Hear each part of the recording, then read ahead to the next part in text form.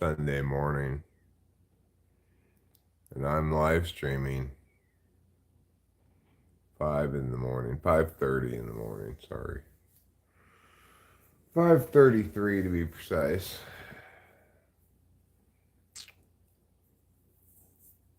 I finished one of the great new animes this season.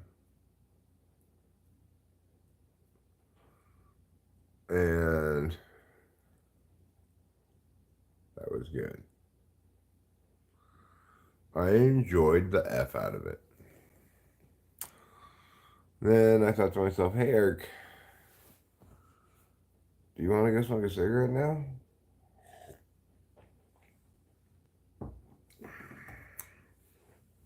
The next cartoon's not out yet. The day's young. I feel poop coming on, maybe. Then it hit me. Oh, you need to live stream. So here I am. Interesting day in football yesterday. USC lost to UCLA, dropping to 7-5. Talk about a shitty season. Fresno State lost to New Mexico 25-17 for some reason. Fresno State's season is, the wheels have fallen off of Fresno State's season.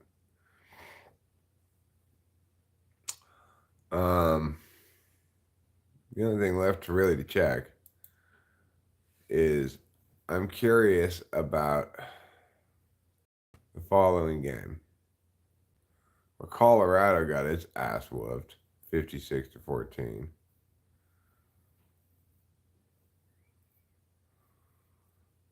The game I said was, if I were to bet, was my lock, was my sure thing, was that San Jose State would cover the spread. Let's see. I didn't account for the weather, though, so.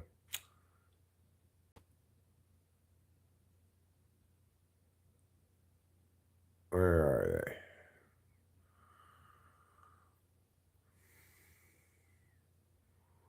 Stanford, Cal beat Stanford. Still not bowl eligible. Huh.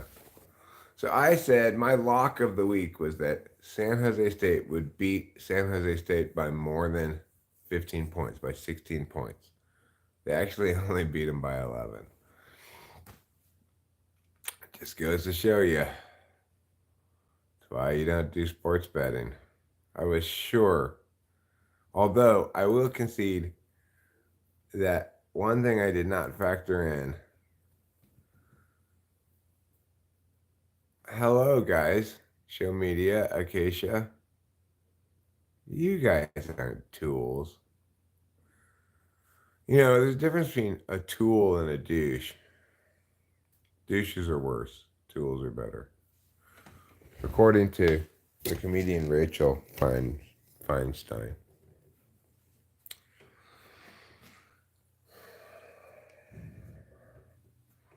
Rachel Feinstein indicates the douches are like douchebags, you know. Like, people, like guys are like, let's have sex lying next to each other so we can high five while we're doing it. But tools are just nice douches. Basically, they're like idiots who are like very guy-like, I guess.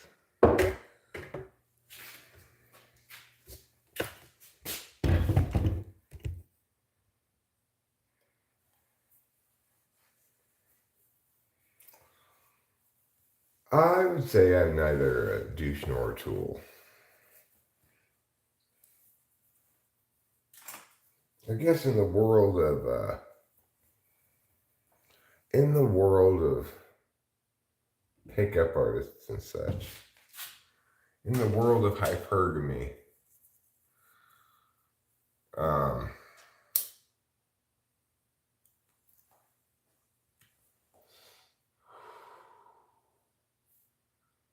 They're just douches, tools, and cucks. Guess that makes me a cuck. I guess there's douches, tools, white knights, and cucks. I guess that'd be the white knight, but probably the lonely guy, which is the fifth one. He's the one who would refer to me as a cuck. Just because I love my wife and don't expect a lot out of her.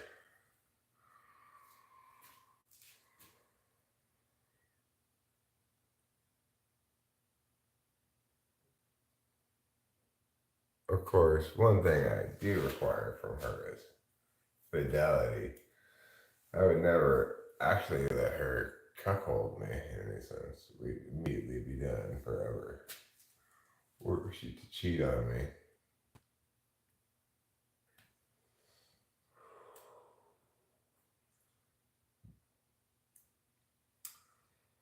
You can't repair trust that's destroyed. You can't trust the other person. And, you know, like they said in The Princess Bride, if you don't have your health, you don't have anything. Before electricity. Why do you think people live in houses with lots of windows? Why? We don't need windows. We have lights. Windows originated in a time when people didn't have electricity. And there was plenty of light during the day. And then at night, you pretty much just had to go to bed.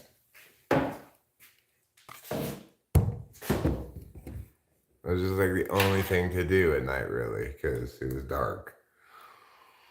And the only lights you had were like candles and shit.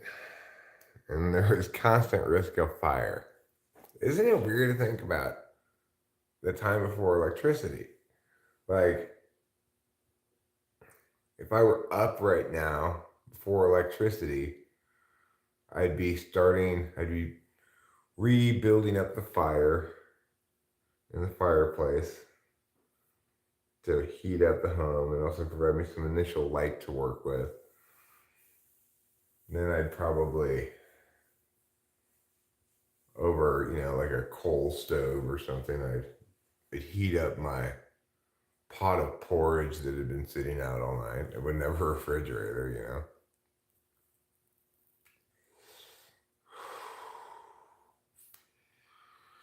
Life would be so different.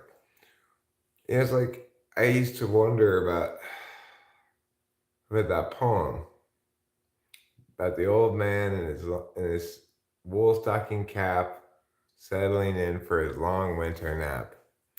Why is he taking such a long nap? Isn't he really just going to sleep for the night? Is it a nap at all? Well, now I understand it. It's like the longest night of the year. You can't do anything until the sun comes up because there's no electricity. It's crazy.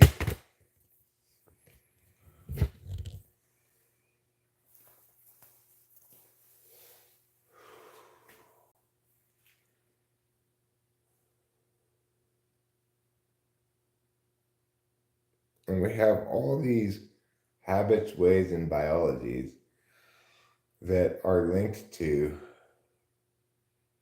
the fact that sometimes we don't have a lot of daylight and therefore have to sleep for 12 hours.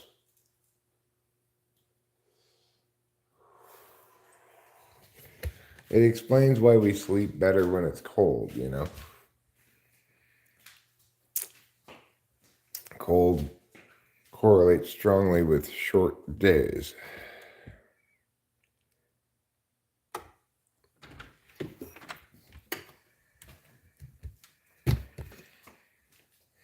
And of course, if you live someplace where there's seasons, where like it snows, it gets very cold in the winter, there's not really anything you can do in the winter. Probably what you're doing the rest of the year is farming. Okay, okay. What would you type Khalil Gibran? I don't know who Khalil Gibran is. Would you like me to pick a random type? I could do that for you.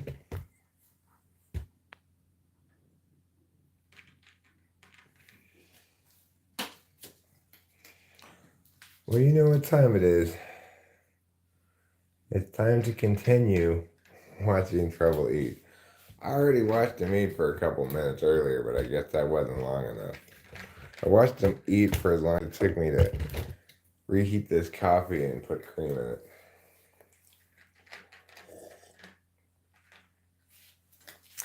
it. All right, mister. You're a silly kitty.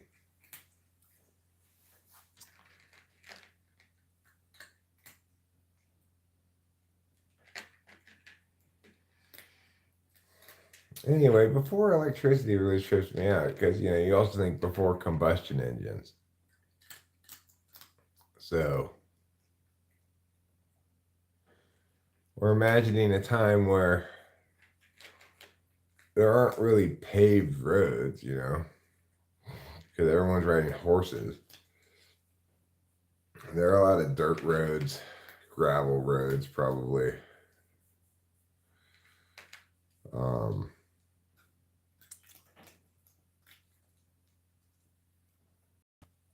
I'm not sure if paving preceded the car.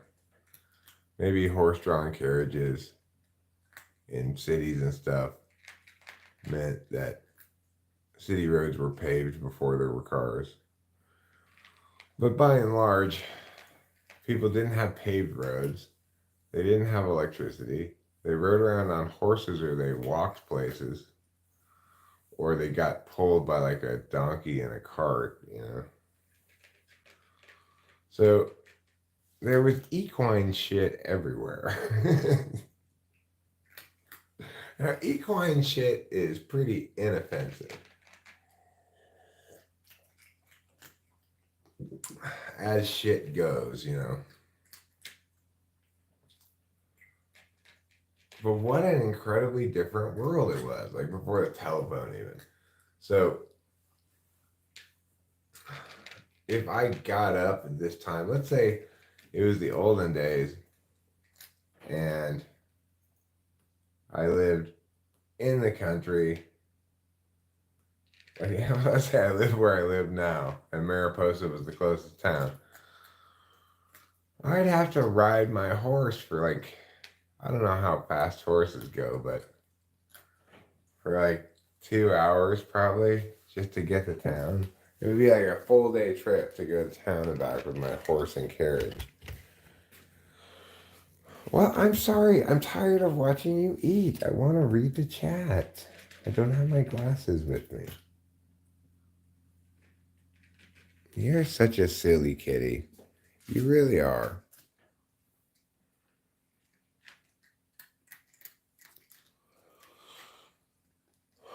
It's one message that people chat sometimes that I still don't quite get what they're trying to say. Message retracted. What does that mean?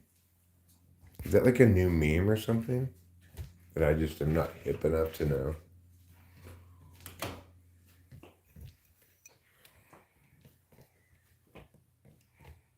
Let's see.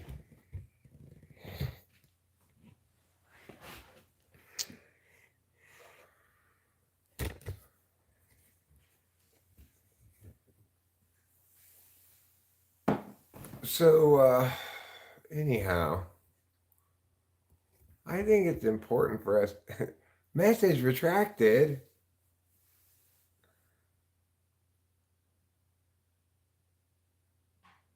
Cobblestone chodes. Boy, that is one of my life's greatest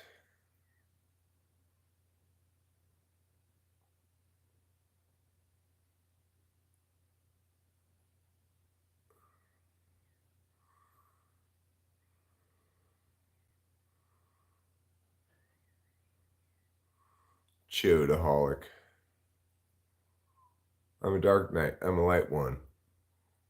Well, I don't know yesterday, so you let her check the mail.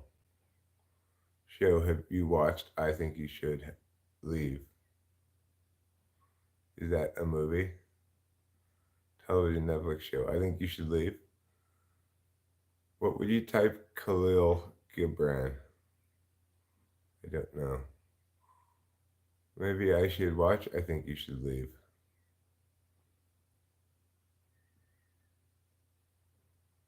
The Prophet by Khalil Gibran. You might like a short read. Cobblestone shows. Just deep, poetic, insightful words and such. One of the great failures of my diction life is that I thought a person's grundle was called a chode. And so I have, and no doubt, said many times, referred to my chode, which was really doing a terrible PR disservice to my penis. Defaming it even. So, I'm sorry to myself for that.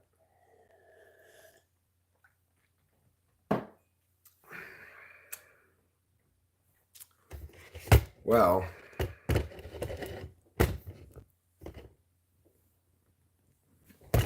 such is life. Sometimes you learn.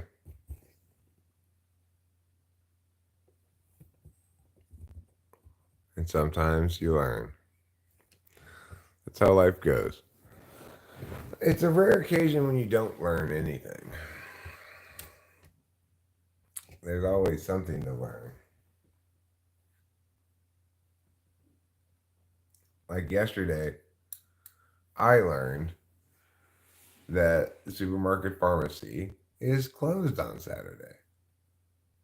Ergo, of course, I was not able to get my drugs from it. And it's also closed on Sunday. So I will have to wait until Monday to get drugs. Fortunately, Monday is tomorrow, and that's pretty soon. I'm hopeful. I'm as hopeful can be that tomorrow's drug acquisition goes off without a hitch.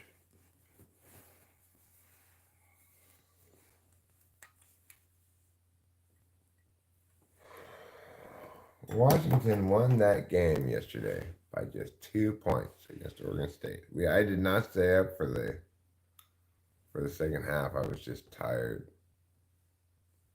I wanted to go to bed, so I did.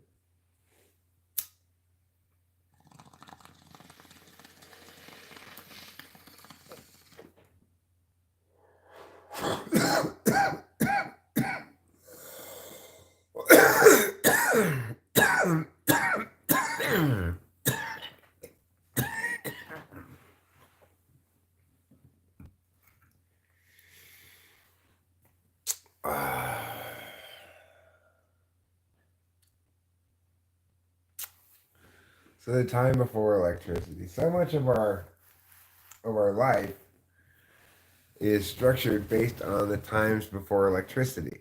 Why do we have daylight savings time? It dates back to before there was electricity.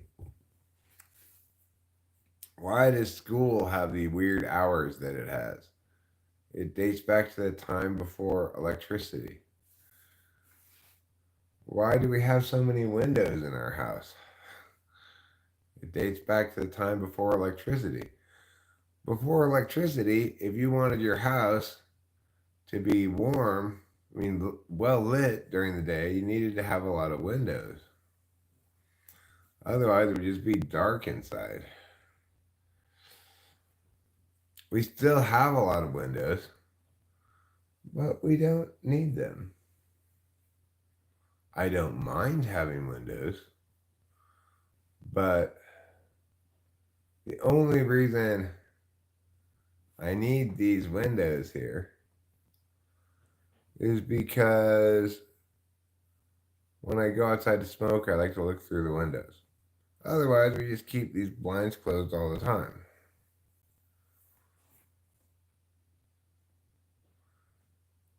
Do you really need natural light inside your house? It's like a selling point in real estate, you know. Look at all the beautiful natural light in the home. But really, it's just an energy waster. Windows are a place where you don't have as much insulation as walls. I get doors. There's plenty good reason to still have doors. They allow you to go in and out of the house. And, I get like maybe having a one of those squares you open in the door so you can look to see who's out there. That makes sense. Maybe have like a window for glancing out to see who's in the driveway. That makes sense. But you could also do that with security cameras. So the point is, we're living a lot of pre electricity habits in a post electricity world.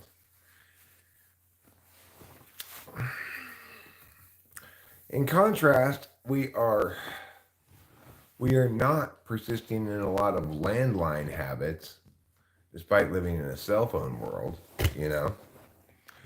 It used to be when we just had landlines, that when you left someplace to go someplace, it was not possible to be in contact with you. Nobody expected to be able to be in contact with you. Said, okay, well, have a safe journey, goodbye. And then they'd call you when they get there, maybe, you know?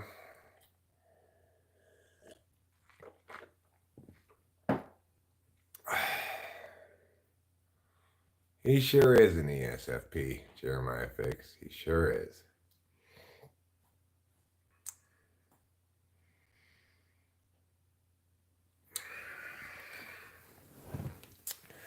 And regarding that, you find yourself wanting to say the same thing to him as you do to all ESFPs. Which is basically like, oh, you and your ways. I mean, I'm sure everybody wants to say that to him. Even people who love him so much, which is like everybody who likes him at all just seems to be just obsessed with him. Even they must want to say, oh, you're so full of beans and rice. All right, I'm going to get the other things I need to go outside.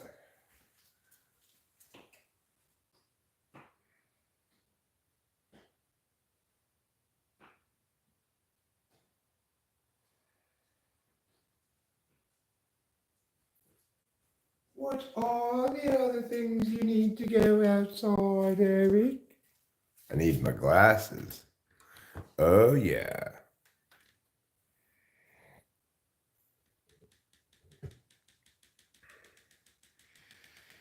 All right, I will read some of this horrible bullshit that you keep quoting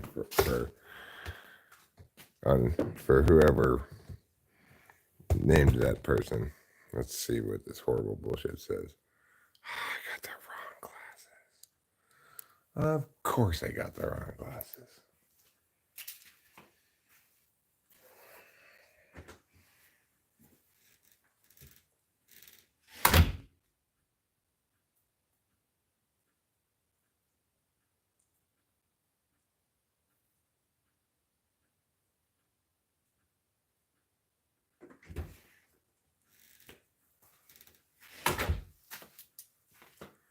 It is truly brisklicious out here.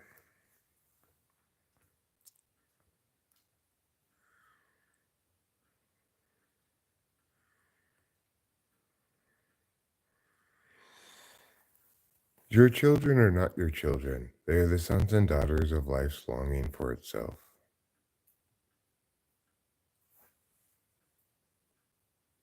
You give but little when you give of your possessions. It is when you give of yourself that you truly give.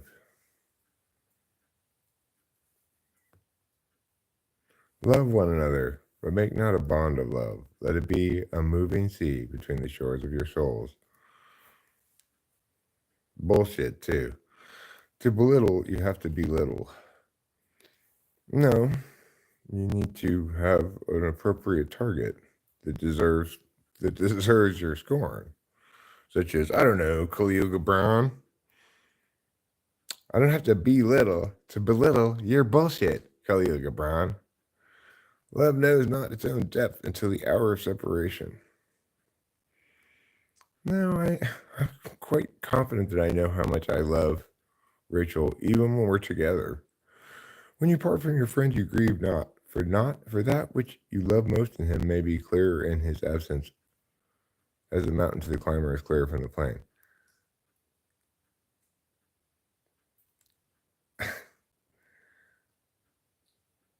No, you do grieve because you have clarity about the absence of that which is lost. This person is just completely fucking wrong and stupid. I'd say maybe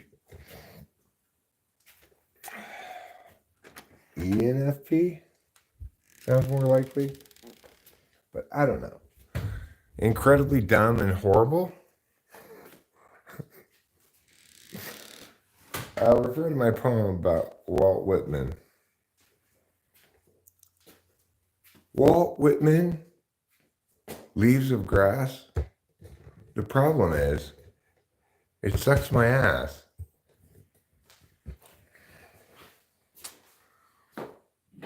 That Khalil whatever guy is horrible. Horrible. Everything that's wrong with like self-helpy, new agey shit.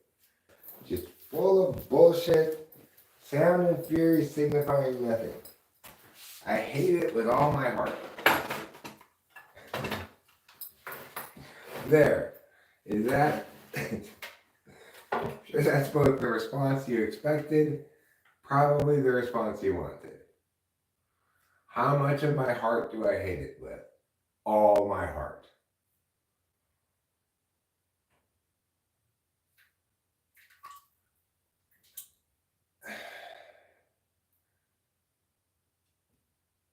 It's a befoulment of language, a desecration of all that is good, just, and true about the spoken word.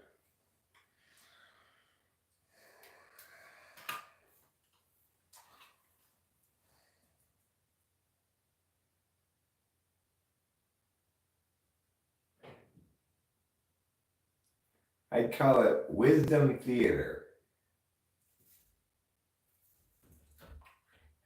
Useless, pointless, horrible wisdom theater.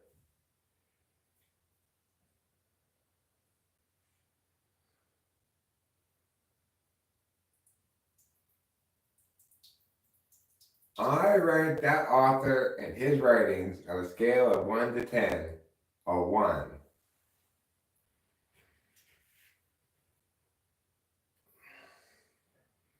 Which is reserved for things that are not only bad, but also harmful.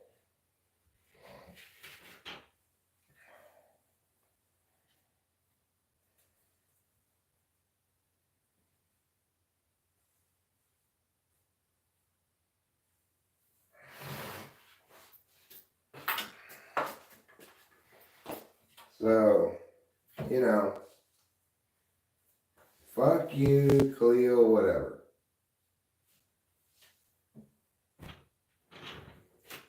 There. Once again, I've done God's work. By shitting on stupid nonsense.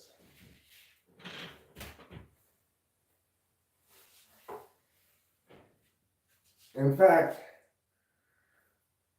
I wish Khalil and his book had been underneath my butthole about 2 minutes ago. And And then I would literally have shit on them.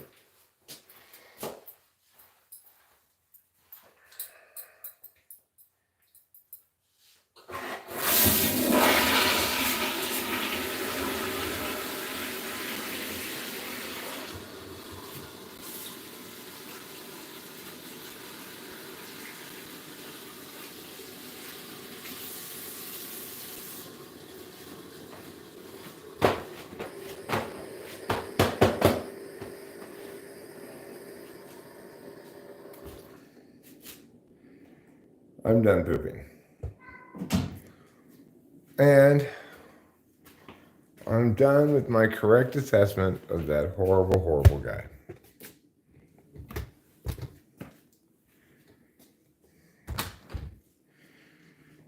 Everyone is welcome.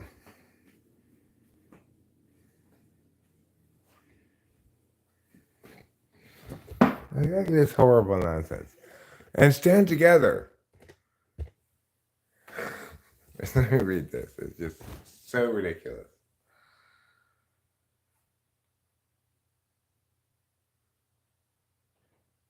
Sing and dance together and be joyous. All right, let's start at the top here. Fill each other's cup, but drink not from one cup. Give one another of your bread, but eat not from the same loaf. What? Why not? Sing and dance together and be joyous, but let each of you be alone, even as the strings of the lute are alone, though they quiver with the same music. So you mean be like normal, hang out with somebody, but be two separate people? That's not anything you can do but that. Give your hearts, but not into each other's keeping, for only the hand of life can contain your hearts. So, like, marriage is bad? And stand together, you're not too near together, for the pillars of the temple stand apart, and the oak tree and the cypress grow not in each other's shadow. In other words, be like temple pillars and trees? Why? Why should we be more like temple pillars and trees?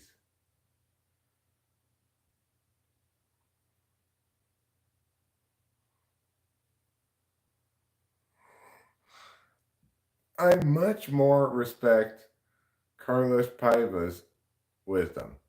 Don't take shits outside of the toilet, for everything must be in its right place. Except you could say, don't take shits outside of the toilet, because then you'll have to clean it up. That's even better, you know? That's actual wisdom you can take to the bank, okay? Let there be spaces in your togetherness, and let the winds of the heavens dance between you. Love one another, but make not a bond of love. Let it rather be a moving sea between the shores of your souls. Why shouldn't we make a bond of love? That's what marriage is, isn't it? To promise, to make assurances, to provide another person a reality in which they can behave as though your trustworthiness, fidelity is certain. It's completely wrong, completely stupid, deserves to be shat upon in all different directions. That guy is not wise, he's stupid. Like, how anybody can confuse wise and stupid is beyond me. They're so very, very different from each other.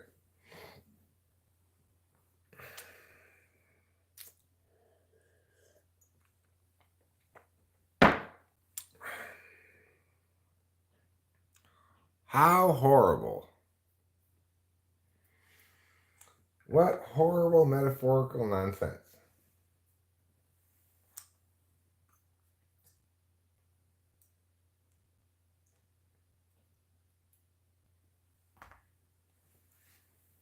The truest truth is also the falsest lie. Whoa! No, dumbass.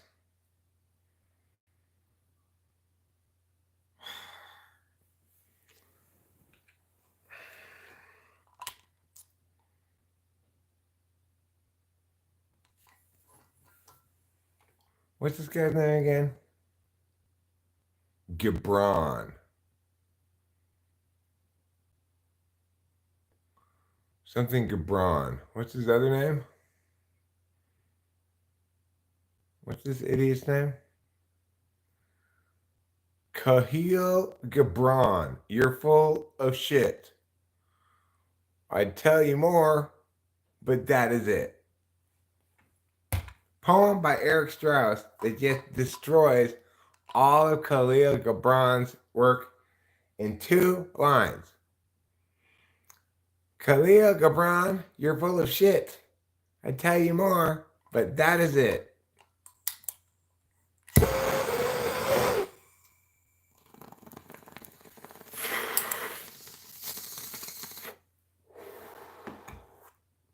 Walt Whitman and your leaves of grass.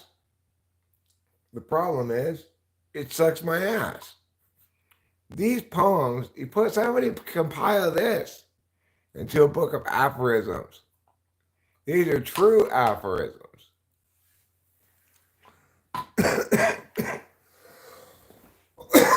And more poetically accomplished than their bullshit will ever be. Okay? So just deal with it. Everybody needs to just deal with it.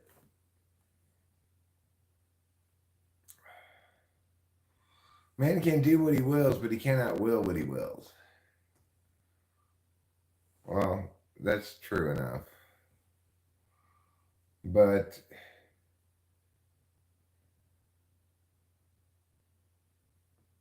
well, not exactly true enough.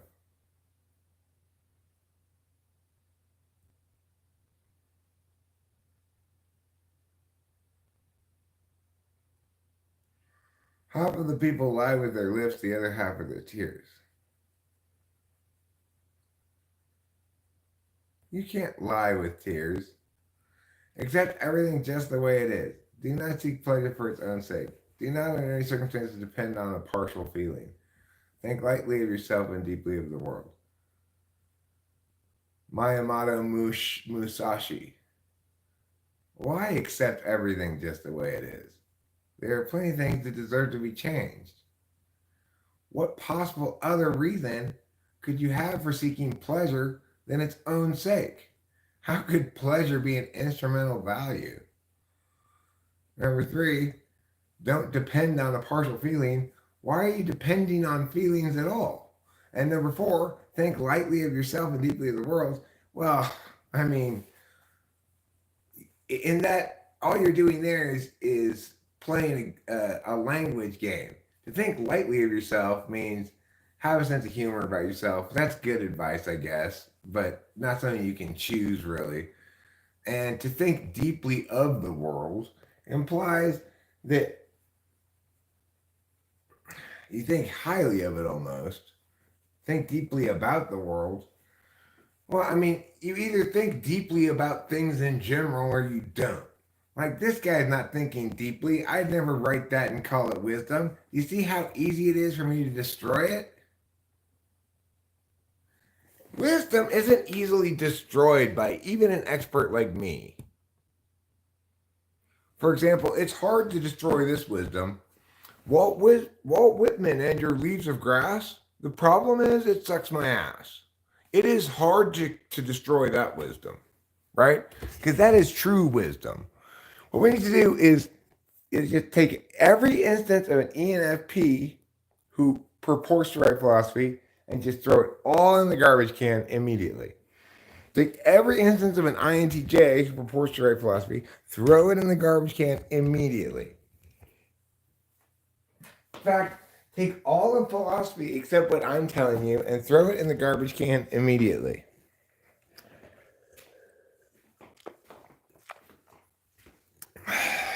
Being correct is predicated on cognitive functions.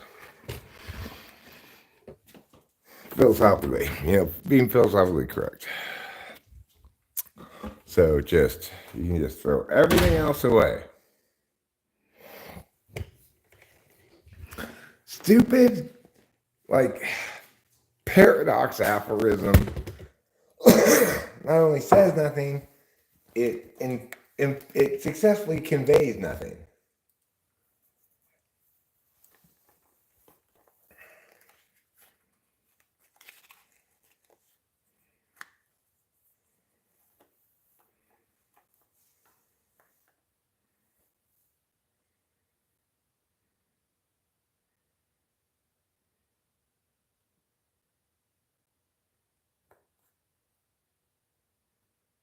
In other words, prioritize what you really love.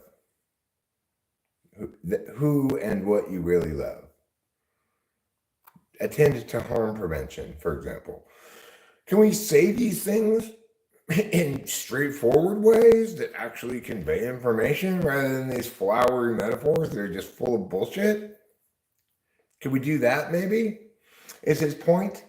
You should prioritize things you love a lot and people you love a lot, and therefore engage in harm prevention. Then say that.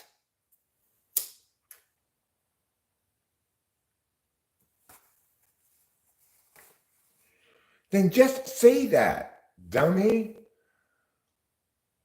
This guy is pissing me off.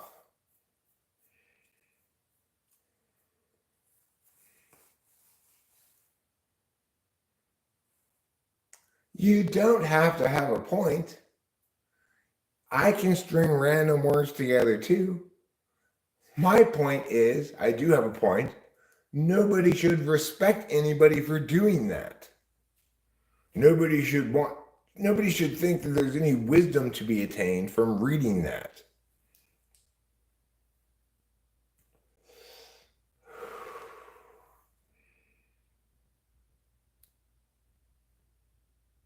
They all piss me off when it says, well, you know, you can quote just about anybody about anything, and 95% of the time it'll piss me off because they're wrong.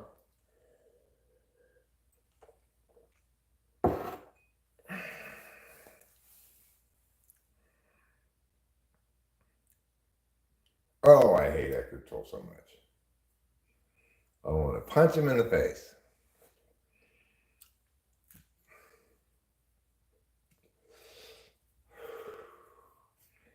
It's just so exploitative. It's like, here, watch me exploit the stupid with my garbage. And I think at least some of them, like Eckhart Tolle, he fully knows his garbage is garbage.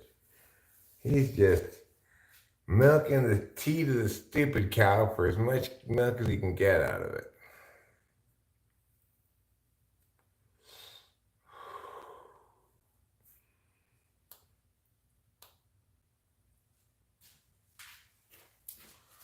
You know, it's like everything that every one of them says that means something can be said so much more effectively and simply.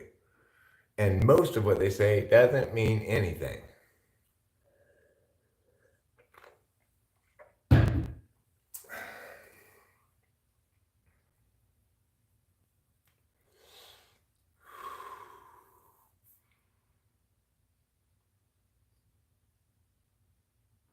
Right. There's nothing that means anything that you can use the meaning and apply it to something.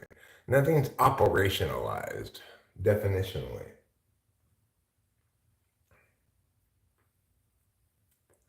Yes, it's NI with nothing else here, Lamb. You're exactly on point.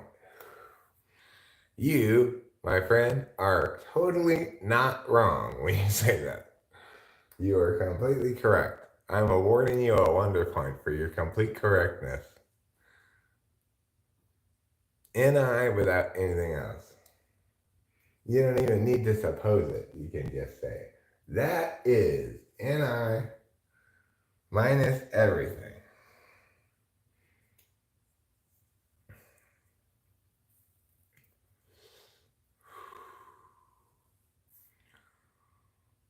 Right. Cult leaders will try to turn back every question on you.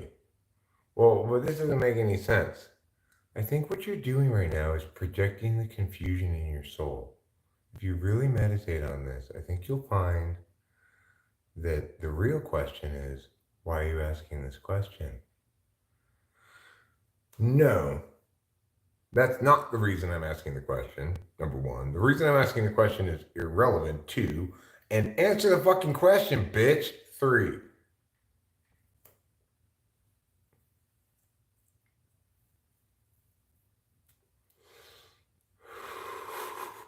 That's how you deal with cult leaders. The Eric way. That's why cult leadery types, narcissists, etc., all run from me in terror. Because they know, they can just smell right away. They're never gonna pull their bullshit on me. Okay, I'm sensing a lot of anger from you. Yes, I am angry because you're not answering my question. You could make me happy if you'd like by answering my question. I've got good reason to be angry at you for not answering my question because it suggests you don't respect me as a human being. I have a legitimate question. You should be willing to provide a legitimate answer. After all, you're talking about something and I'm asking you a question about it.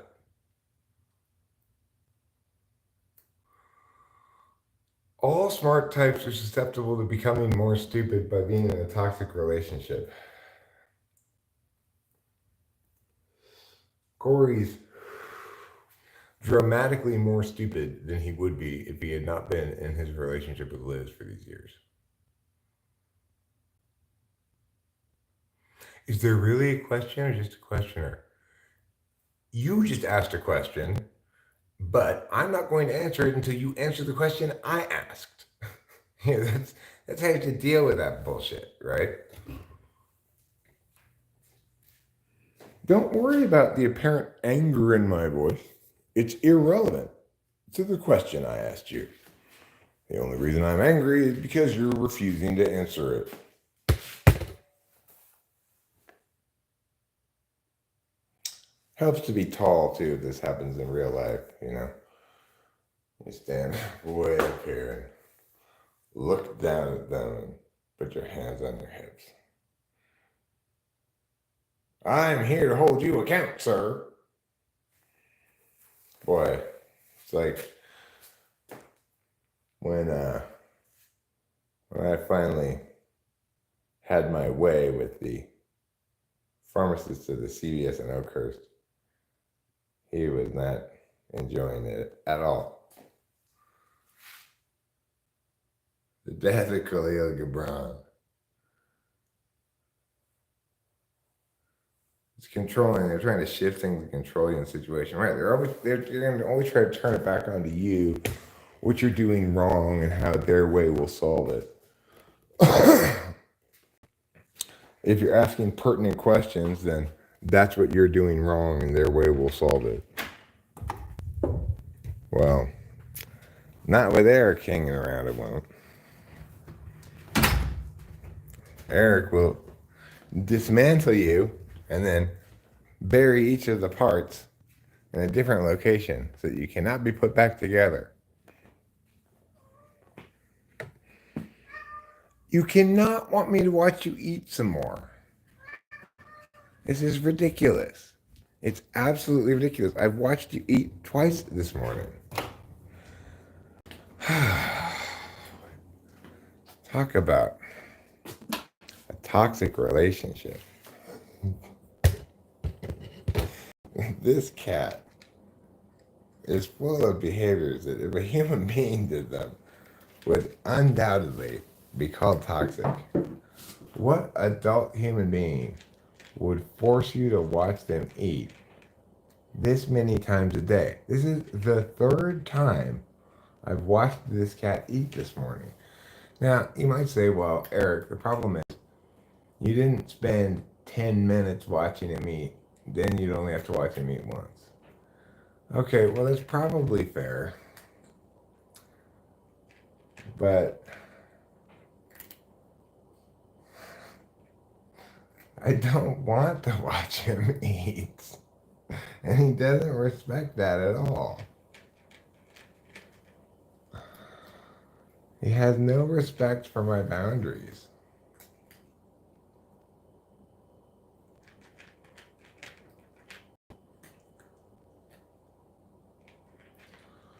And I just keep enabling his bad behavior by watching him eat.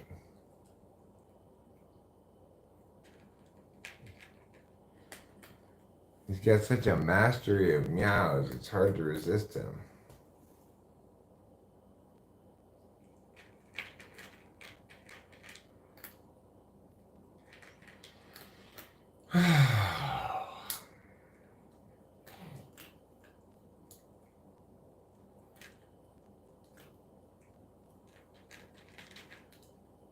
Well, one thing I think we can say for sure. I watched this video by Todd Grande about the Twin Flames cult people. And not that not that I had any doubts before, but we can say for sure that talking with famous people is not a cult. For one thing, I'm not asking you to take any classes. For another thing, I'm not telling you what you should do.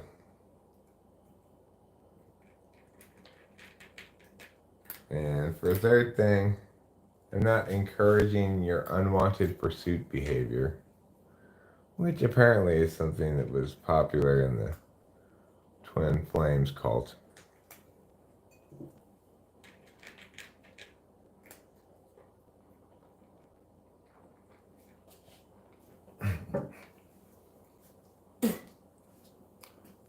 So apparently, alright, I'll give you more food. Apparently what happened in the Twin Flames cult is there were too many more women than men. So the cult leader just said, okay, well,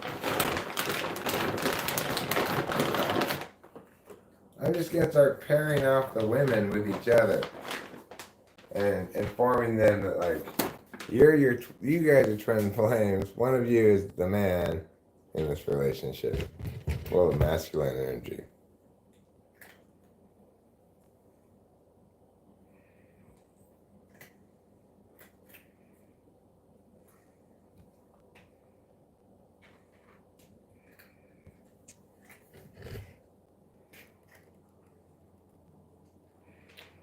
Yeah, Italians do have a lot of specialty meats like prosciutto and stuff that are expensive. Italians definitely qualify as food snobs. I think French food's probably better, but you don't really see a lot of French restaurants around anymore.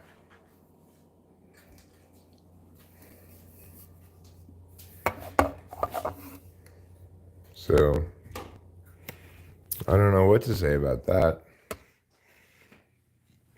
Is society a cult? No, society's not a cult. Cults require some single leader who claims to, who will basically tell you what's wrong with you and how to fix it.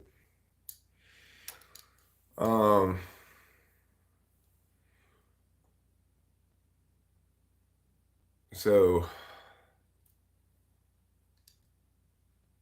you should eat something, Hero Lamb.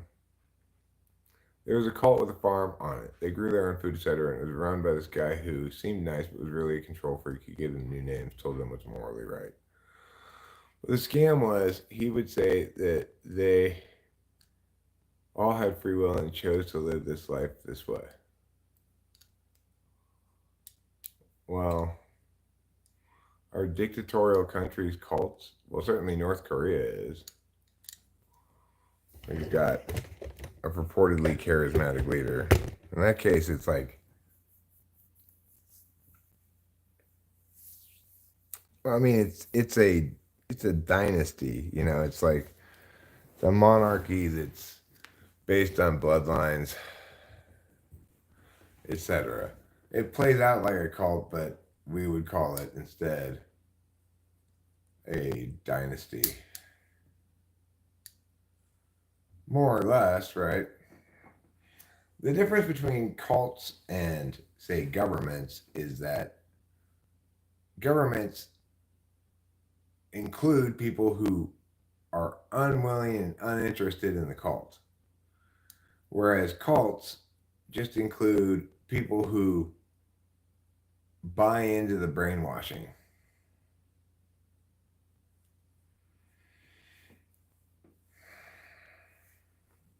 The funny thing is, around here, I've been accused of being a cult. Talking to famous people has been accused of that plenty of times, even though it definitively is anything but. However, people can make the following kinds of attacks if they want to. They can say, "Well, you've got this one guy who says he's right about everything."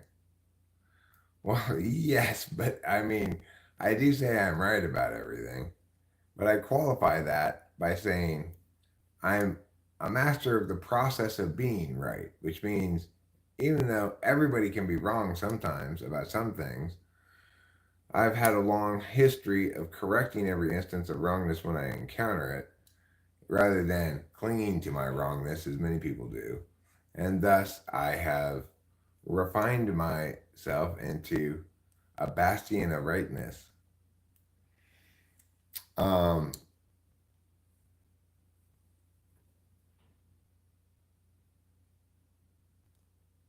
I wanted to give a better answer, in fact, to the question: is taxation theft?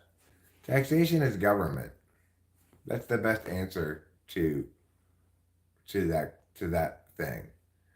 Is government theft?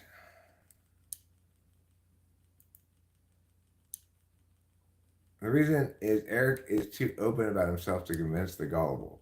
Well, the reason is I'm not trying to convince gullible people of anything, right? Gullible people in general, if like they're looking for simple answers to complex questions, if they're looking for life coaching rather than analysis, they're just not going to find it here, you know? Bastian, call my name.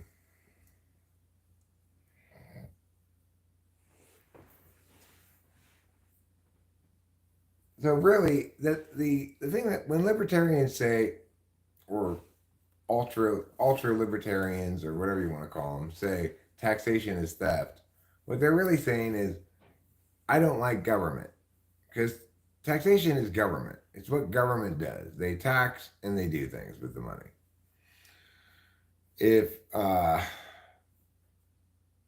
you don't like government, that's fine, but there's kind of a need to acknowledge that there will be a monopoly on use of force, or you'll have a Wild West kind of situation, you know? So, in that regard, taxation is a monopoly on use of force. Taxation is government.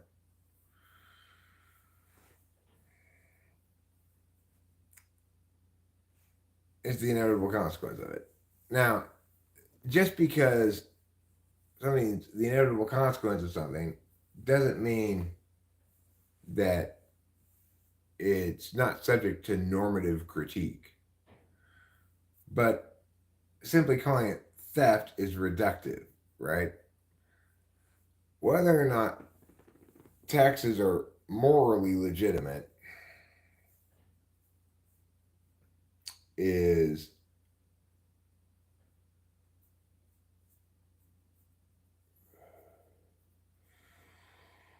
is one question, but the thing is we can't treat it as though it were theft, because to treat it as though it were theft is to say that no government has any legitimacy.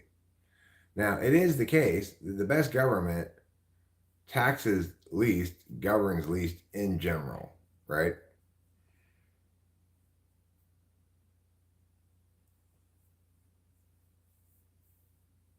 If the money is created by the government, shouldn't we consider money a contract for the government so the taxes can be legitimized?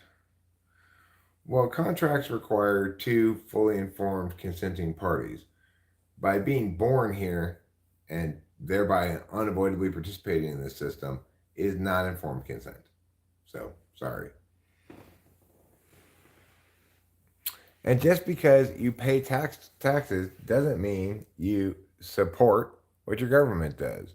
The political process, your participation in it, is a totally separate question than taxation.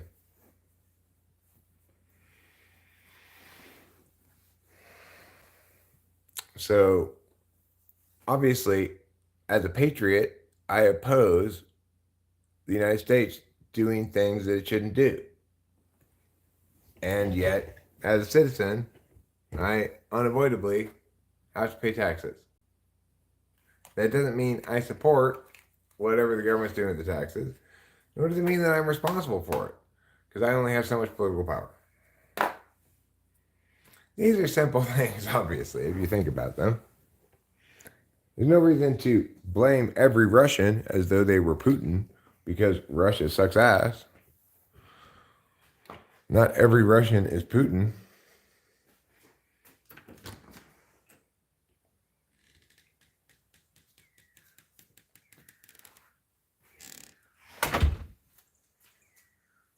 Oh, it's very fudgy. Look how fudgy it is. This is like the fudgiest it ever gets.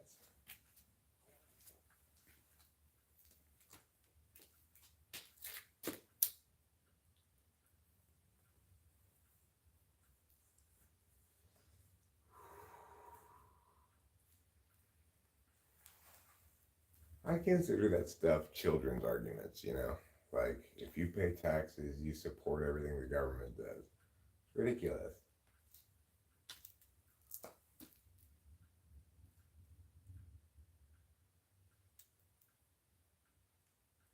My tax dollars do financially empower the government to do things, some of which I agree with and some of which I don't.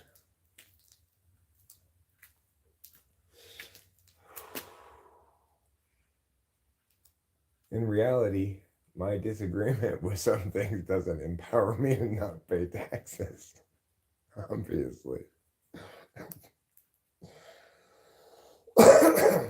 The very notion makes me laugh.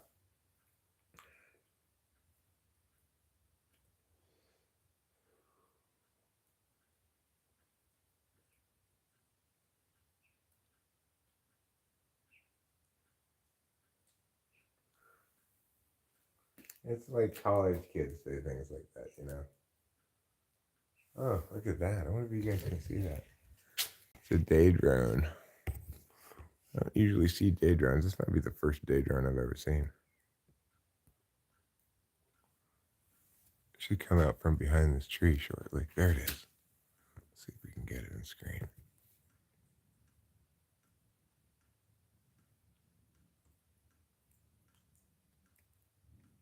There it is. See it? You got it. Maybe it was a plane.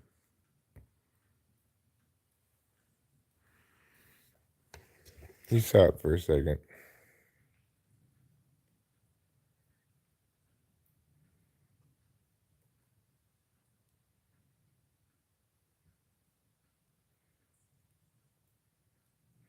And think not you can direct the course of love, for love, if it finds you worthy, directs your course. Well, to some extent, that's true, right? Like, loving Rachel has defined a lot of things for me. But the implications of that is that you can't rely on anything, because you might have a new feeling that might change your way.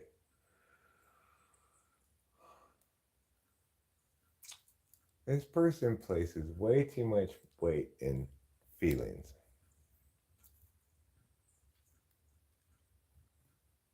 And shame on him for his failure, accordingly. I guess the Woodland friends would probably like some cutlet. Let's give them some.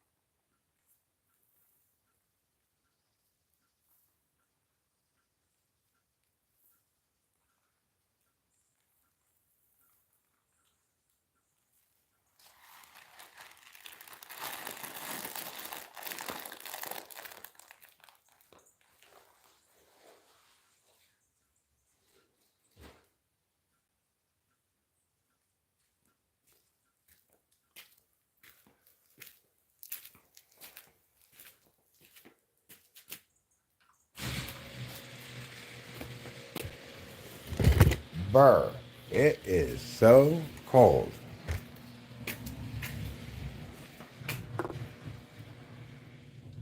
It's fine out, I guess. So that's fine. Ooh. What's the temperature outside? 38. That's pretty cold.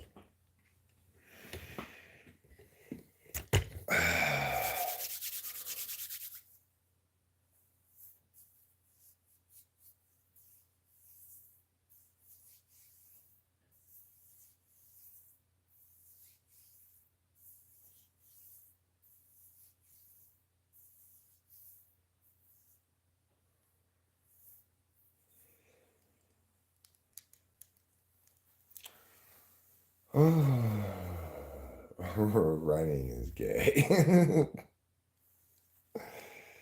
I do want to do a little bit of exercise. Maybe this morning I'll exercise a little bit by you wouldn't be being chased by prey. Show media. If you're being chased by prey, then you've really got the whole predator thing down wrong.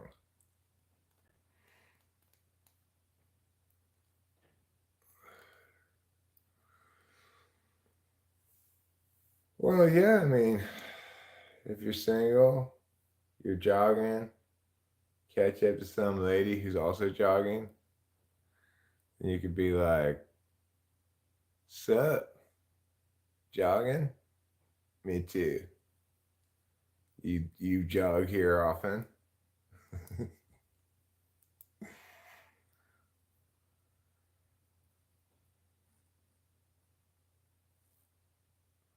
Well, Carlos Paiva, the problem with that argument is then you could use only precious metals to do all of your business, right? And say, I don't have to pay any taxes.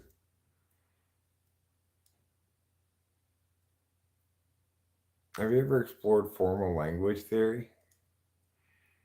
Not to not to my recollection. But I may have encountered some things about it. Would you agree with that? But the problem is you're still benefiting from things that other people's taxes pay for.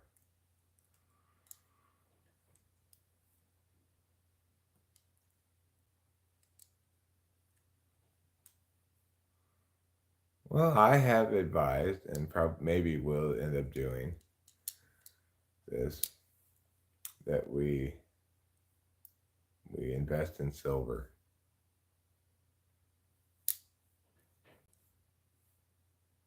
the value of which I believe will go up.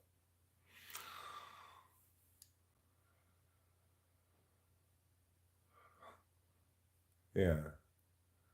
You're trying to come up with a good reducible reason why taxes are acceptable besides the fact that their taxes are essentially indistinguishable from government.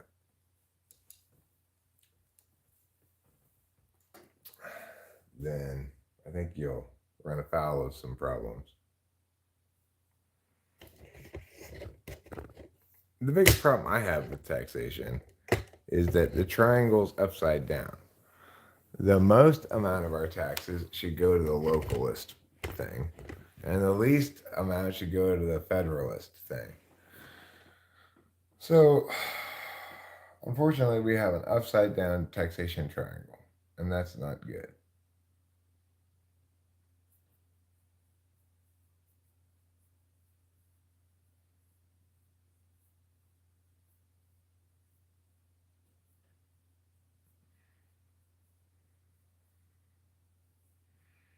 The thing I remember about the money issue also is increasingly people are not using cash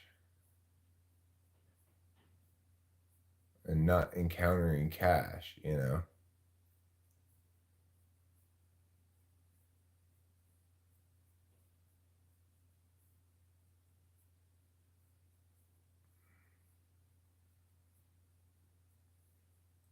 Don't nobody want all that goddamn salt in the potato salad.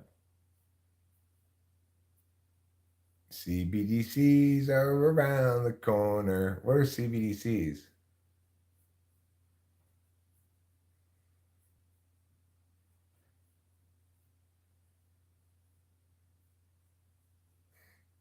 Coddle bears during coital sessions? Central bank digital currencies. Well, such a notion is behind my universal basic income plan. Coddle bears during coital sessions. It makes sex so much more of an adventure.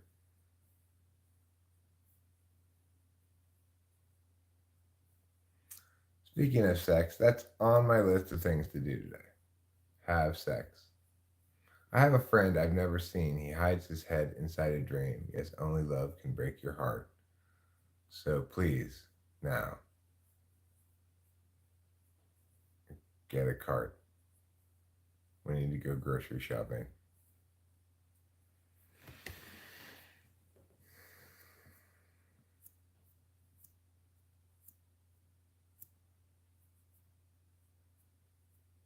Where you left off the last line. I have a dream I've never seen. He hides his head inside a dream. Yes, only love can break your heart. So go ahead and get a cart. We need to go grocery shopping now.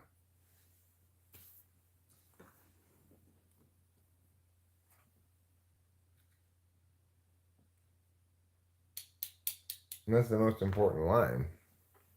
Otherwise, it's left unresolved.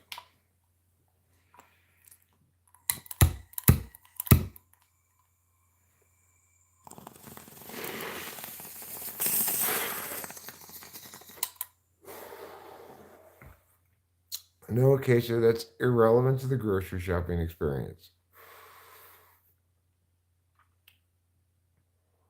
Please try to stay relevant to groceries, like the rest of the song.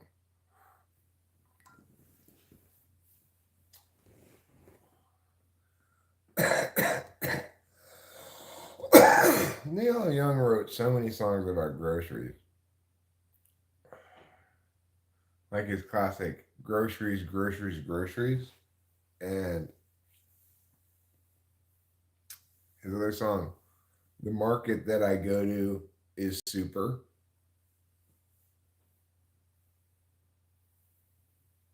All right, apple tart buying that is consistent with the grocery shopping experience. So that's acceptable as an option. But I think that comes later in the song. When Neil Young says, go inside the store to look for food. Put in ever more inside this dude. This dude is named Bart. He's my shopping cart. Hey, look, an apple tart goes in there too.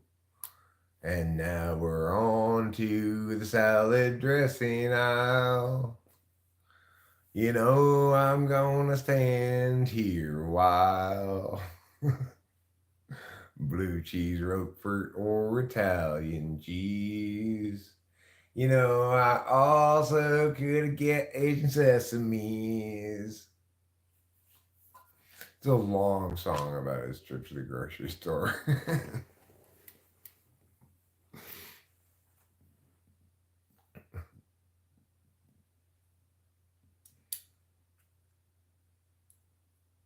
This is another classic. We can't go home quite yet. We haven't stopped by the grocery store.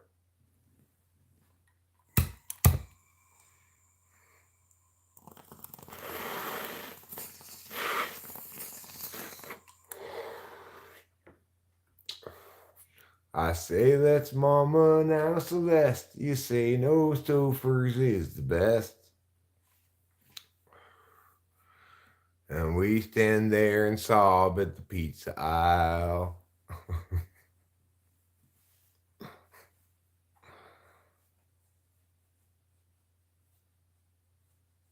Salad dressing is nasty? salad dressing covers a whole gamut of things here, Lamb. How can you just say all of salad dressing is nasty? If you want to say like Thousand Islands dressing is nasty, I will agree with you. Thousand Islands dressing is nasty, except on In-N-Out hamburgers. But all of salad dressing? Can you really cast all of salad dressing under the bus like that? Maybe you just don't like salad, Hero Lamb. Maybe it's the lettuce part you don't like rather than the dressing part. No, still can't fart. Sorry, Acacia. There's still no farting in the song. We're purposefully avoiding that. You can do a part, cart, heart, mart, tart.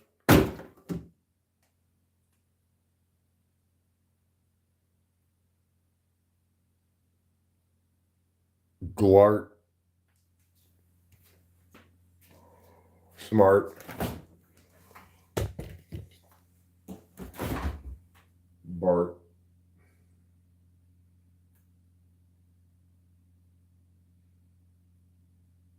What am I looking for? A beverage.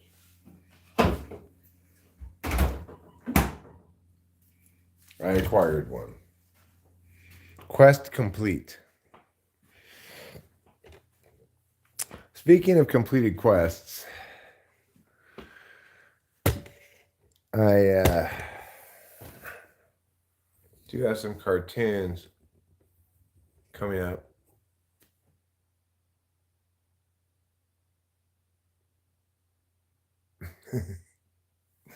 In-N-Out is a hamburger joint? I thought it was a prostitution ring.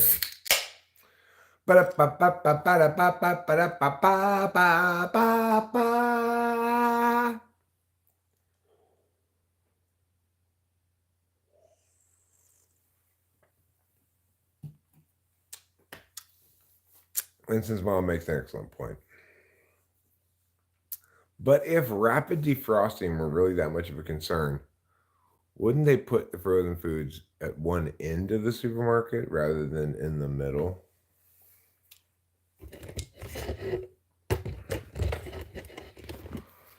Apparently, they organize supermarkets based on how people like to just naturally shop. They want to start with the meats. Well, like the supermarket I'm at has the produce section in an unusual place. So you go through produce first and then you get to the meats. But normally supermarkets have the meats over on, when you walk in, the right side. People tend to start over there and work their way to the left, and on the far left is the produce.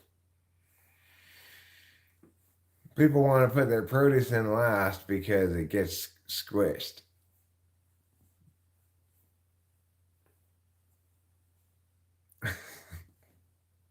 Show media, what is it that makes supermarkets gay? I want to know.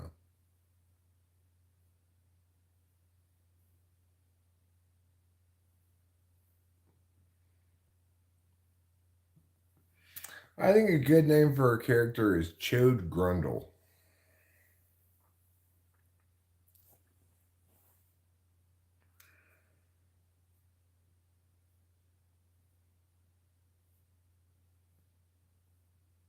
Is there any fire-breathing dragon meat?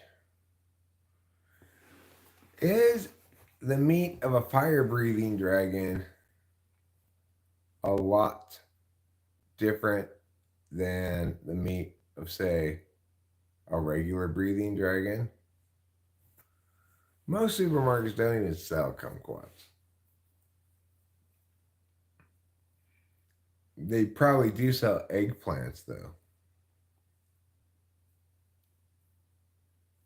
And eggplants, apparently, as an emoji, represents something other than eggplants.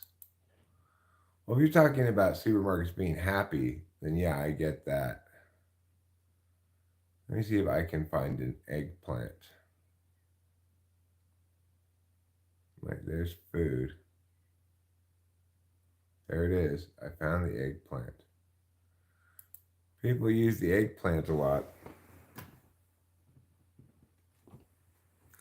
But when they use it, I think chode grundle taint is better than taint grundle.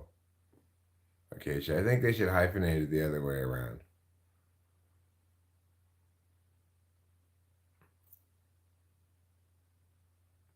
And do they use this avocado to represent a woman's?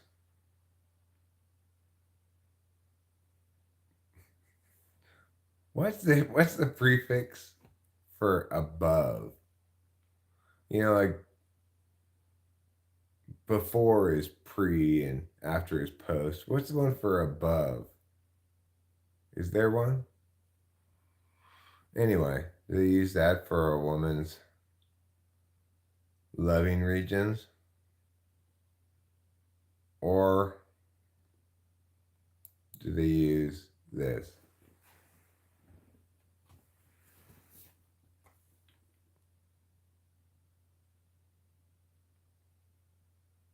These are all things that could be used to represent a woman's special parts. There's a muffin. Or is that a box of popcorn? Sorry. I thought that was a muffin. My bad. That's not a muffin. Scratch that one. Let me see if I can find a muffin.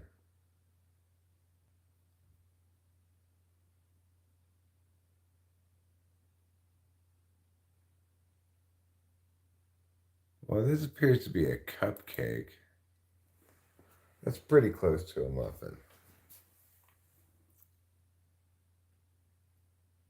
Hi, meow. We're looking for emojis to represent a woman's vagina.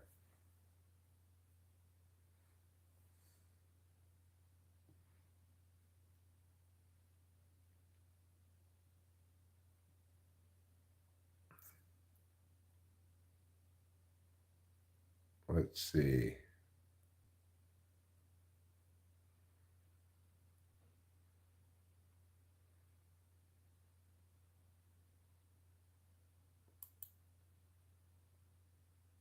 Fire.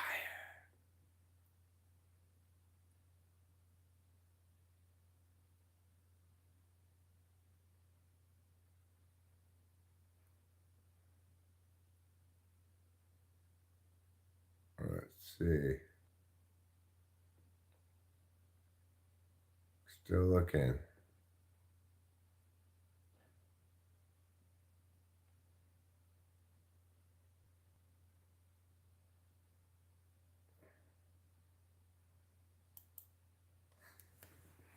All right.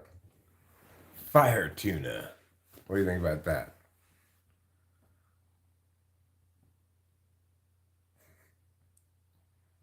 Do you think fire tuna is a good way to represent a woman's vagina?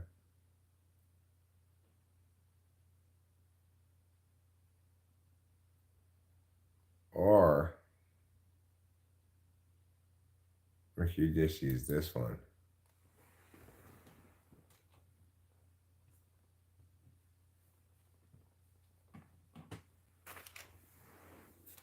Oh, a cat. Well, a cat's not a bad choice either.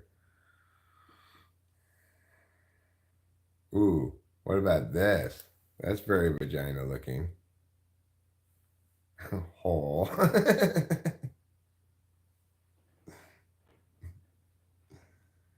Or there's this one.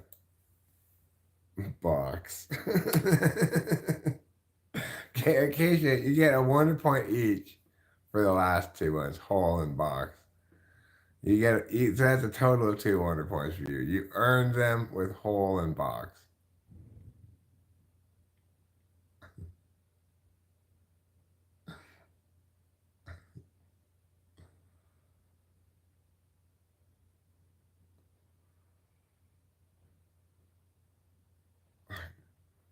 This is this.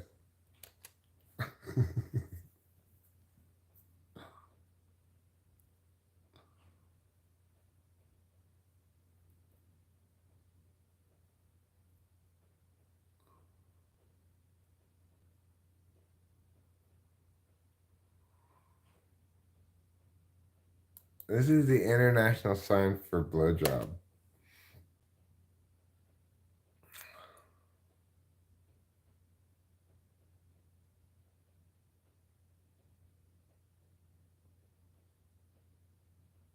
But so far, we've only done one for penis, okay? So now that we've covered the topic of emojis that can represent vagina, let's go a little bit more into the topic of emojis that can represent penis. We already have eggplant, okay?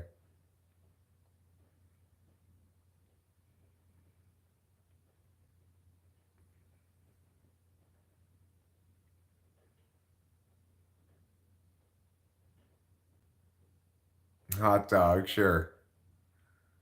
I don't know what that one is. What is that emoji to show media? You got bone. Bone works. Banana, sure. Banana's good. You guys are going faster than me. I'm not even down there yet. What about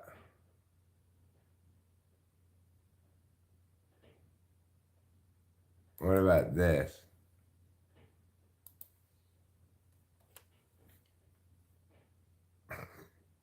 It's more of a finger than a penis, really. But I think you get my point.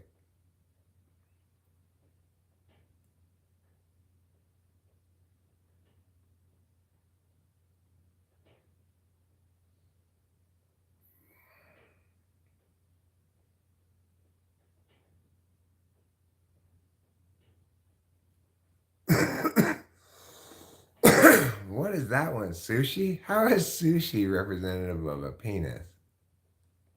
Flashlight, crayon, microphone, mushroom, knife, paintbrush. Wow, there's a lot of things that represent a penis. It seems like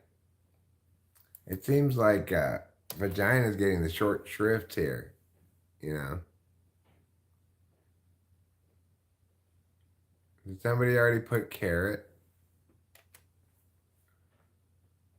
Oh, also this one that sounds like penis. Baguette. Baguette's a good choice. Thermometer. Thermometer's not penis like. I guess you could put it in your butt. Just take your temperature.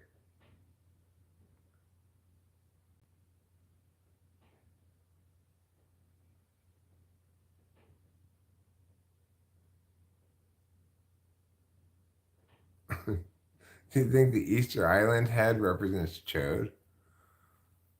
Hmm.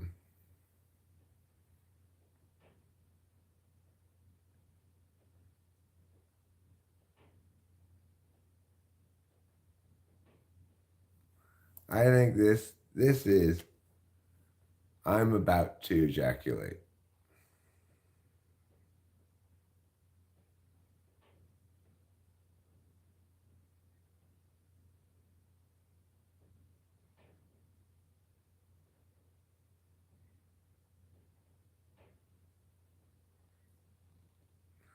Oh, that's vagine. Oh, I see. Well, that's a good tank, Winston's mom. That's pretty good. Did you copy and paste that from someplace? An INFP's penis is always crying. Just like an INFP's feelings are always lying. Test tube. This is the alternative to a penis.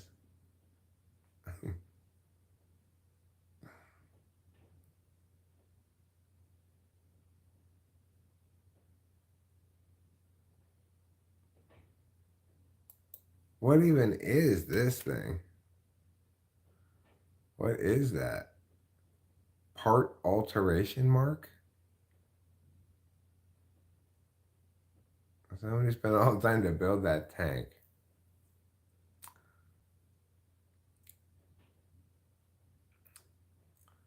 This is what I have on my penis. Trademark. I've trademarked my penis. I also have this and this on it. So watch out, Michelle Shocked.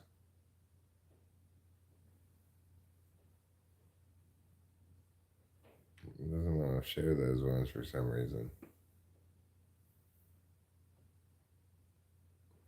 Also, I should mention my penis has 3 heads. 1 shaft not shown in the emoji, and 3 heads. What do you think about that? Also, my penis looks a little bit like an elephant. For clarity, I also have things like this to indicate where the top of the penis is, in case anybody gets confused. Penises are gay.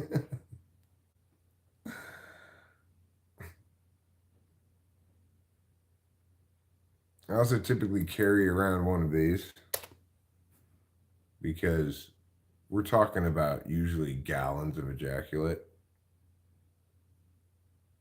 So obviously,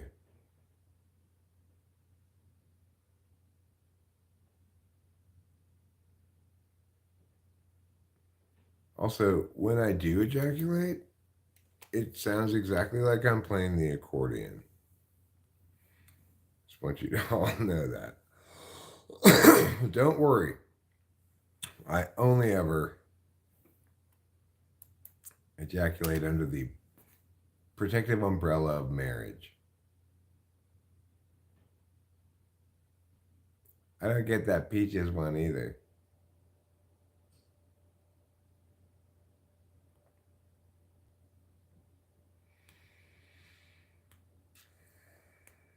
Like all cone putters, I like to wear a safety helmet while engaging in intercourse and a safety vest. It helps prevent cars from hitting us in our room.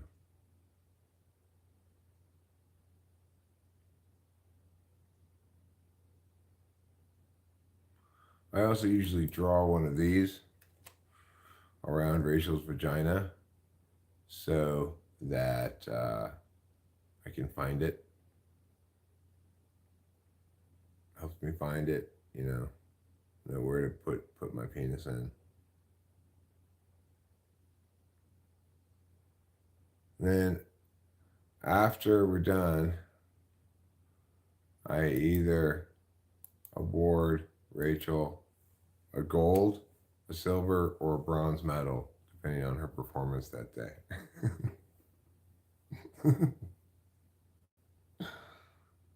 No, I'm not. I don't. I always get a gold medal, obviously.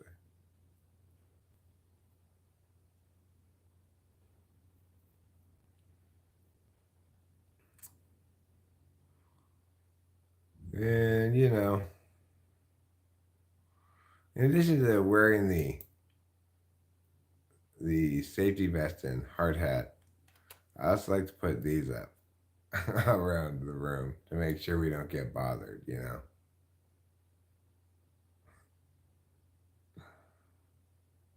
I don't want to get bothered during intercourse.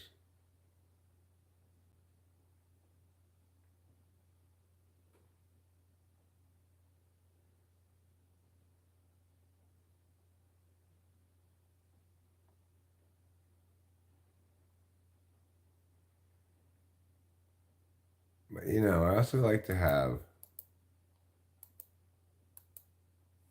while I'm having intercourse, I like to have crawling along on top of our bodies a lot of ants.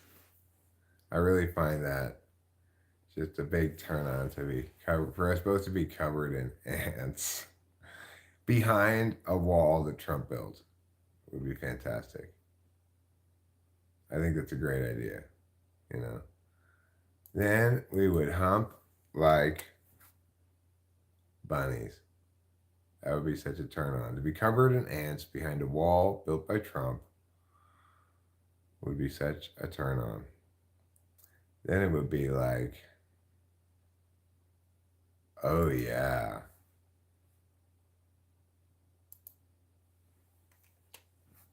It would be like that. That's pretty, oh yeah, huh?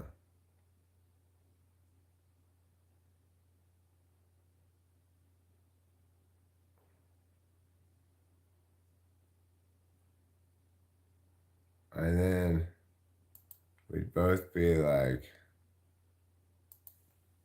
oy vey. And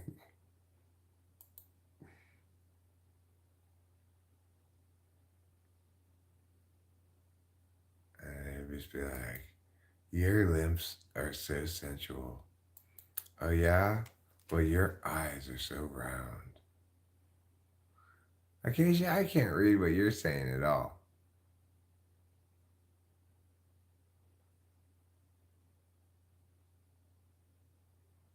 And then I'd be all like, fill in whatever words you want, baby.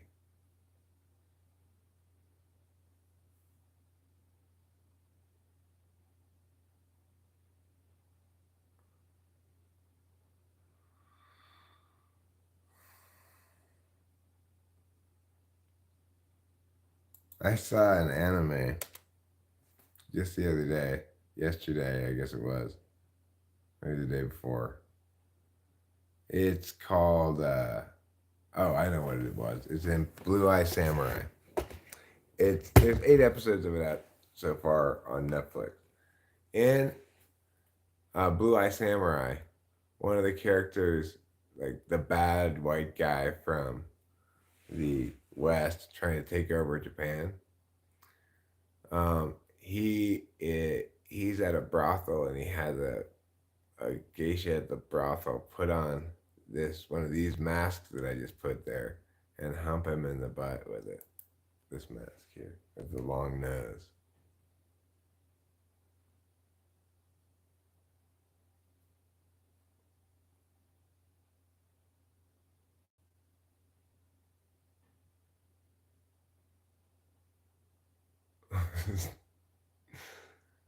I don't think this would qualify as my pillow talk though. My pillow talk actually usually looks like this. I'm in, if I'm in the bedroom. Okay. What's this one? Nail polish. It's called nail polish, but it looks like you're shooting something out of your pinky.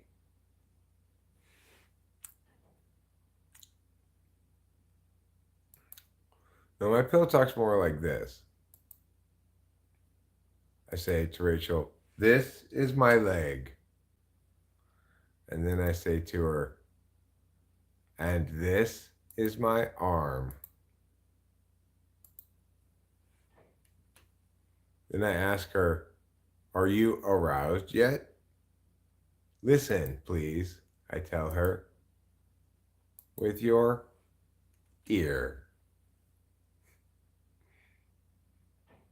If you are aroused, let's shake on it.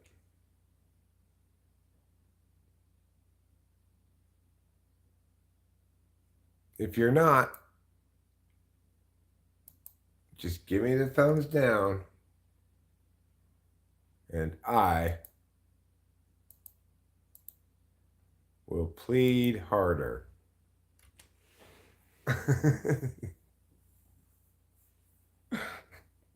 There. That's that's how it goes between me and Rachel.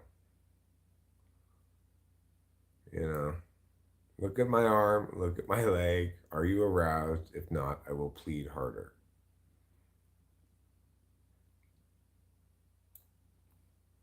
Or I'll say, "Hey, it's better than living with peacocks."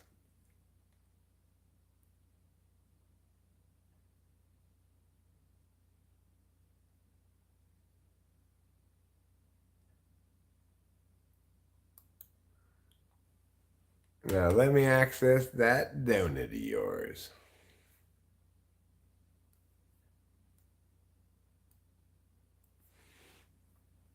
What does the circle band 18? Probably means nobody under 18 allowed, I guess. If you have two of these, well, you've been confused by Psyduck, basically. You gotta watch out.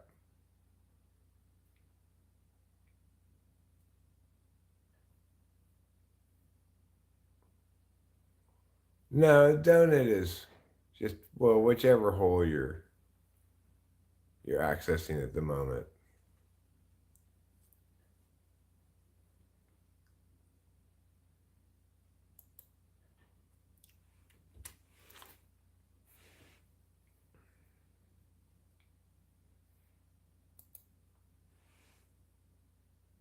Yeah, it could just be you want to put your flag in the hole, you know?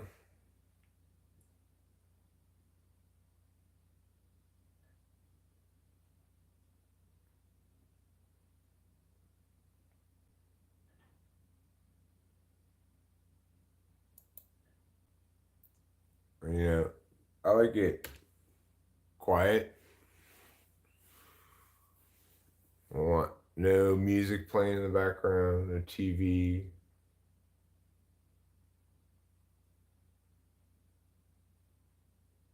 These are the ways of good times.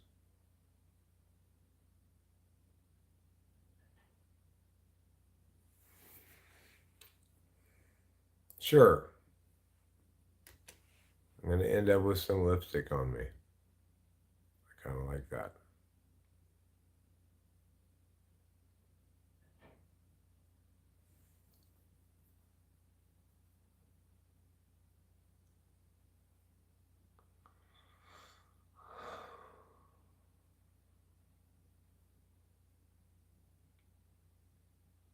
Oh, a lot of different emojis here, that's for sure.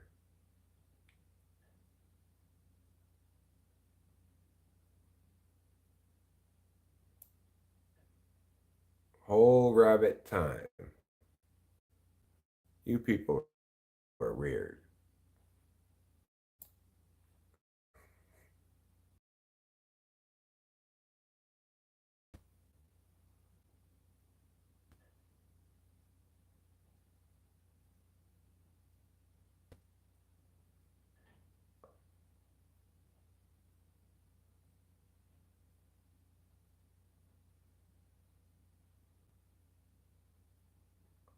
I don't know what.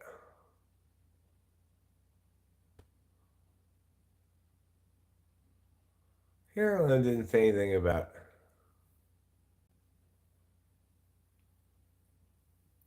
what do you want to call them?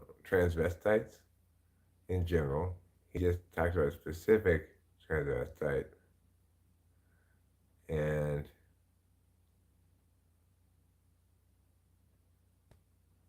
I don't think he generalized to, therefore, all transvestites are freaking out of it. He didn't. He didn't do that, Diamond. You're the only one who did that. Okay, that was not a correct representation of what he did. Sorry, that's just me accurately assessing the situation. That is not what he did. Your analogy is incorrect.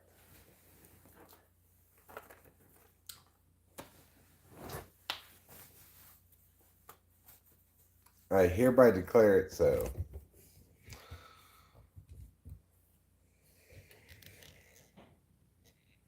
Well, don't do that stuff.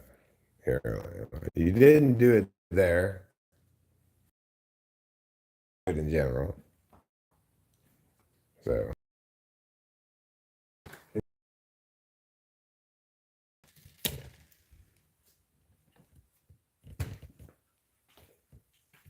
boy, it is COLD. It is so COLD that I gotta go get a hat.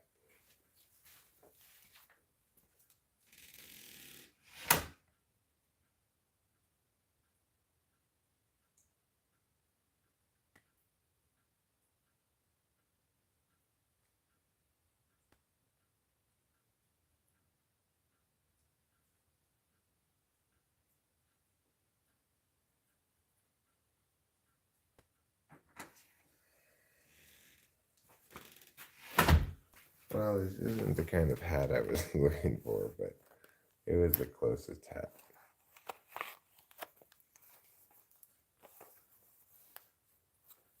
My woodland friends are all still in bed. They're just like, fuck no, it's too cold to get up.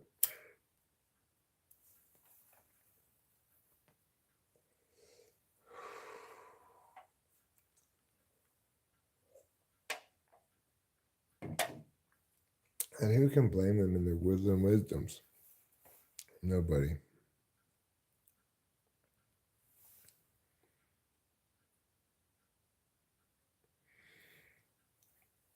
No, not an anal OG, Acacia, an analogy. Okay, different.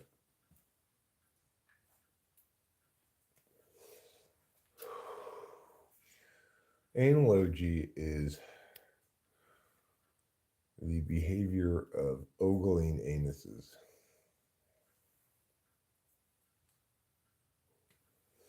When you look at a person's anus, just glance. Don't ogle, okay? It's considered rude to anus ogle.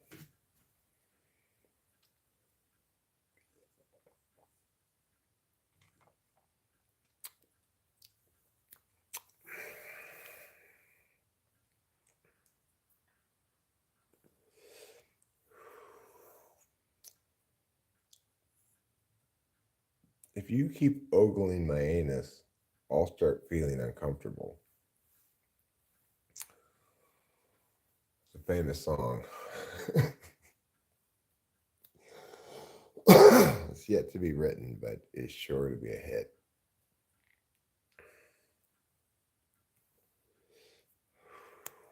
Your insistent analogy is making me uncomfortable. That's how you use the term analogy.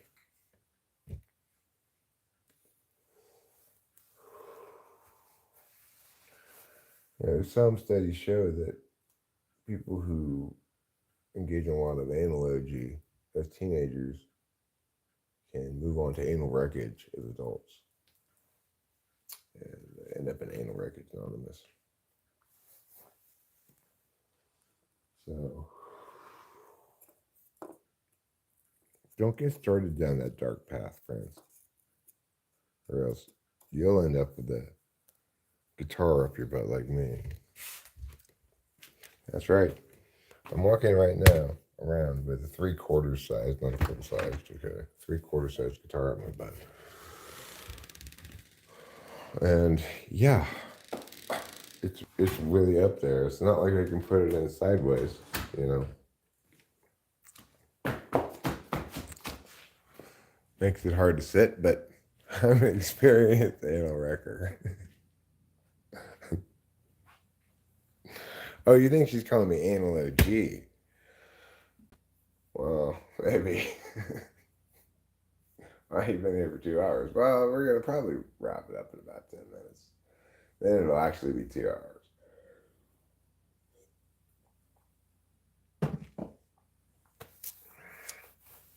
I do not currently have any amphetamines, but what I do have is a little bit of hope because I'm pretty confident I'm going to get them tomorrow. So the hope part goes like this. Sometimes when I'm confident I'm going to get, I think I will maybe try to get more exercise here on. It's a good suggestion. It's what I need to be doing. Getting a little bit more exercise. Well, typically when I jog here, my strategy for jogging is to sprint for the short amount of time that I can until I'm gasping for air, and then consider myself done. So that's my strategy for jogging. I don't want it to take a long time.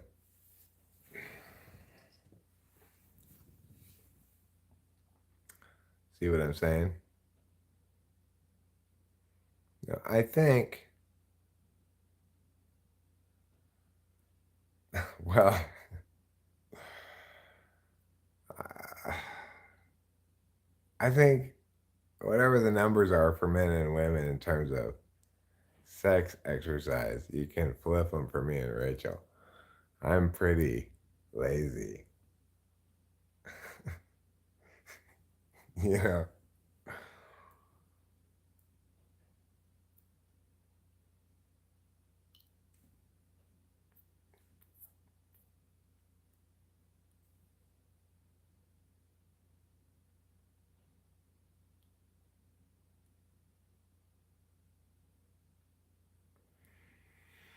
I don't want to increase stamina. I just want to get my cardiovascular at full blast and clearing out all the shit or whatever, and then I'm fine again for a while.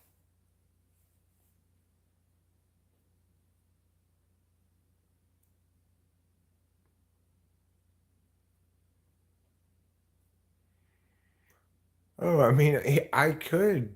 It could be the other way around. I'm just, I like to lie there and be serviced, you know. Sometimes I, I'm like, that's it, woman.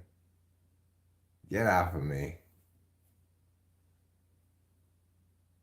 Yeah, I need to give you a good stern fucking. But, you know, a lot of times we don't even get there. I just like to lie there and watch my wife do her job.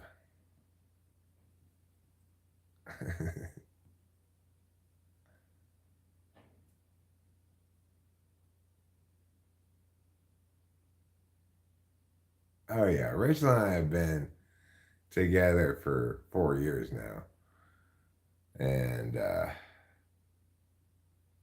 we're we have you know we understand each other's bodies very well at this point, and each other's proclivities, habits, etc. So it's wonderful, you know.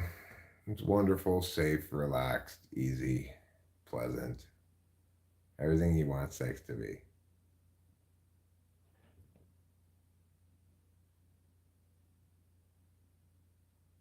I'm not looking to get a workout, Winston's mom. Sometimes I do. It's like afterwards, sometimes, when I'm doing the more of the work. Well, I would agree, Caroline, that it tends to last a little longer than that. But I guess it depends when you start counting, you know.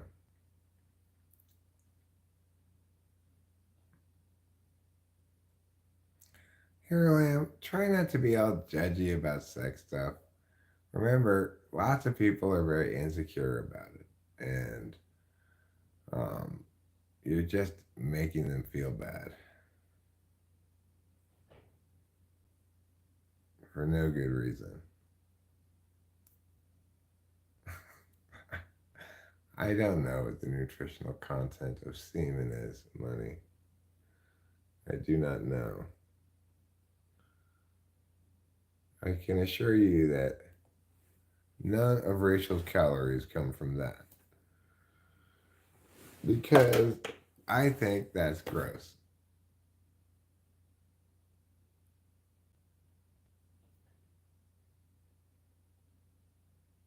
Well, obviously, show media, Rachel and I are both enjoying our sex, okay?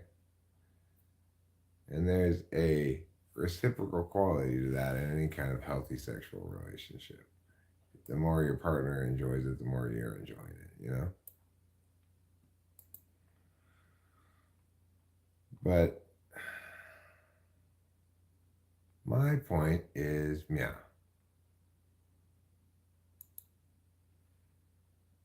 Blah, blah, blah, blah, blah, blah, blah, blah.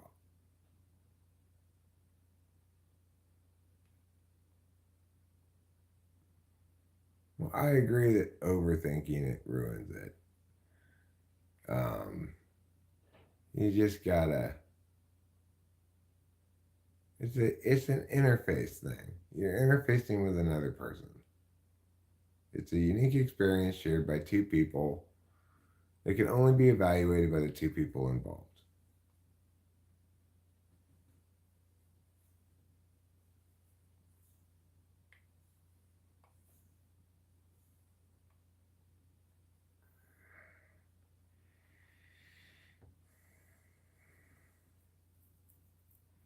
Ew, mucus. That's disgusting. That's why Rachel gets 0 calories from that.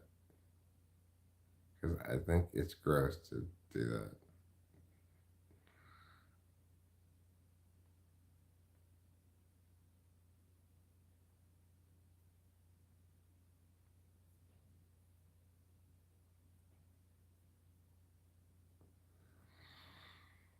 No, I do feel fortunate. Like, I'm still very virile for my age, I guess, you know. And it's easy to be virile with Rachel.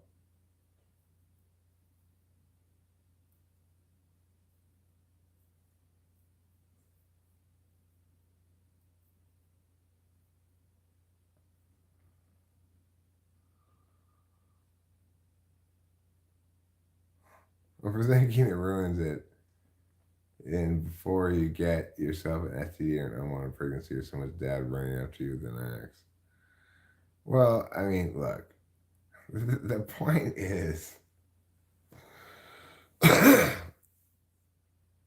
every sex act is ultimately, well, not everyone, some of them are like in orgies or whatever, I guess, but most normal instances of sex, it's an interface between two people. It's unique to those two people. Only those two people can evaluate it, you know? It involves a lot of different things. You know, if you're not in I don't know much about sex not in a relationship. I haven't had much of it, you know?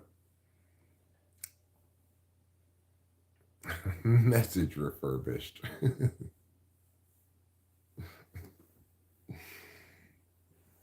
It's good show media.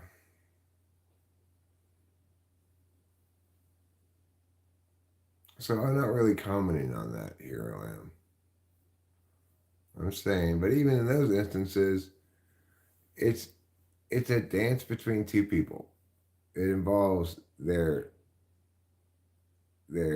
emotional emotions, their physical emotions like lust, and their preferences, their habits, their level of comfort, their level of confidence, their compatibility with each other. It involves a lot of different things, you know.